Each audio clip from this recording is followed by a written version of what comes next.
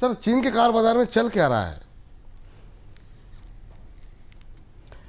विपुल जी, चीन के कार बाजार की जो हालत है उसके आंकड़े कल खुलकर सामने आए। कल चीन में उपभोक्ता मांग के भी आंकड़े आए और इंडस्ट्री के परचेजिंग मैनेजर्स के आंकड़े भी आए, और उनसे पता चला कि चीन की अर्थव्यवस्था डिफ्लेशन में पहुंच रही है। उस डिफ्लेशन की वजह है अमेरिका की ऑटो इंडस्ट्री, और अमेरिका की ऑटो इंडस्ट्री में अमेरिका की इलेक्ट्रिक व्हीकल बनाने वाली कंपनियां जिस तरह से प्राइस कट कर रही हैं, कीमतें घटा रही हैं, वो अब चीन की ऑटो इंडस्ट्री के लिए एक ढांचागत समस्या, स्ट्रक्चरल चैलेंज हो गया। और ये जो प्राइस वार है वो पूरे के पूरे उद्योग की बुनियाद को और उद्योग की संभावनाओं पर असर डाल रहा है, और इसलिए बात बेहद गंभीर दिखाई देती है। हम डेटा पॉइंट से समझने की कोशिश करेंगे कि अमेरिका की चीन के बाजार में, चीन के ईवी बाजार में ऐसा क्या हो रहा है जो चीन की अर्थव्यवस्था के लिए और चीन की ऑटोमोबाइल इंडस्ट्री के लिए बेहद खतरनाक है। बीवाईडी की बात आपने जिक्र की। बीवाईडी ने सीगल और हैचबैक जैसी जो अपनी कारें हैं उन पर करीब 30 से 34% तक पैसे कम कर दिए हैं।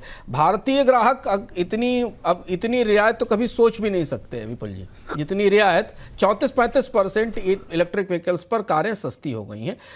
बीवाईडी की कोशिश है कि ईवी मार्केट में उसका शेयर 40% तक हो, पर जैसा विपुल ने संकेत दिया, आंकड़ा उसके सामने है। बिक्री तो बढ़ी, लेकिन मार्केट का वैल्यूएशन जो है वो मई 2005 में $21.5 बिलियन घट गया, क्योंकि कंपनी की बैलेंस शीट पर दबाव था और इसलिए मार्केट वैल्यूएशन में गिरावट आई।